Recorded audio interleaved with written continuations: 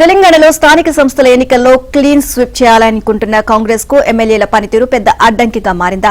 Party ఎమ్మెల్యేల్లో దాదాపు 40% మంది నియోజకవర్గాలపై సీతకన్ను వేశారా?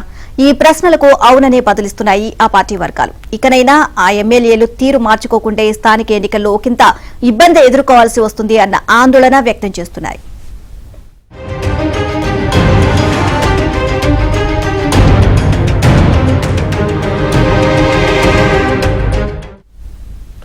అందరి రిపోర్టు కార్డులు తన దగ్గర ఉన్నాయని ఇప్పటికే సీఎం రేవంత్ రెడ్డి చెప్పారు. గత ఏడాది ఎలా గడిచినా ఇక మీదట నియోజకవర్గ ప్రజలు కార్యకర్తలతో మమేకమై వారి సాధక బాధకాలు పట్టించుకోవాలని సూచించారు.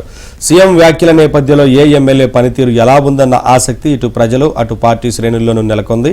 ఏడాది పాలన త్వరలో స్థానిక సంస్థల ఎన్నికల నేపథ్యంలో తనతో సహా పార్టీ ఎమ్మెల్యేల పనితీరుపై సీఎం రేవంత్ రెడ్డి స్వతంత్ర సంస్థతో ఆయా నియోజకవర్గాల్లో సర్వే చేయించినట్లు గాంధీ భవన్ వర్గాల్లో ప్రచారం జరుగుతోంది.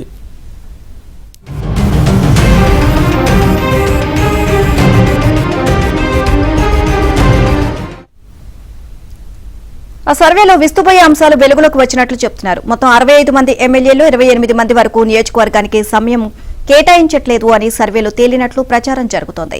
ఇందులో 8 మంది తమ నియోజకవర్గ ప్రజలకు పూర్తిగా దూరమైనట్లు చెప్తున్నారు. సర్వే చేసిన సంస్థ ఎమ్మెల్యేల పనితీరు ఆధారంగా రెడ్, ఆరెంజ్, గ్రీన్ జోన్లుగా విభజించినట్లు తెలుస్తోంది.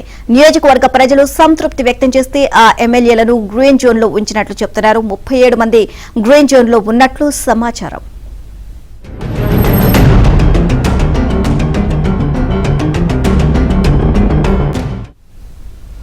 ఆశించిన స్థాయిలో ప్రజలు కార్యకర్తలకు సమయం ఇవ్వని కారణంతో సగం మార్కులే పడిన ఎమ్మెల్యేలు 20 మంది వరకు ఆరెంజ్ జోన్లో ఉన్నారని చెబుతున్నారు.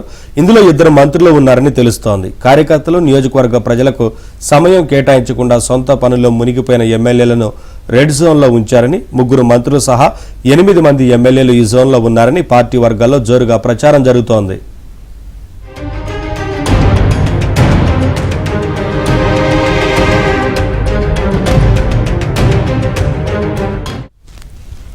ఆరెంజ్, రెడ్ జోన్ లో కలుపుకొని ఏకంగా 5 మంత్రుల పనితీరుపై వారి నియోజకవర్గ ప్రజలు, కార్యకర్తలు పెదవి విరవడం పార్టీ వర్గాల్లో చర్చనీయాంశంగా మారింది. ఏడాది పాలనలో ప్రభుత్వం పట్ల గ్రామీణ ప్రజల్లో ఒకంత అసంతృప్తి ఉన్నా ఏకకాలంలో 2 లక్షల రుణమాఫీ అమలు, రైతు భరోసా, భూమి లేని వ్యవసాయ కార్మికులకు 12,000 సాయం ప్రకటనతో దాన్ని అధిగమించామని, స్థానిక సంస్థల ఎన్నికలను క్లీన్ స్వీప్ చేస్తామని సీఎం రేవంత్ రెడ్డితో సహా పార్టీ రాష్ట్ర నాయకత్వం భావిస్తోంది.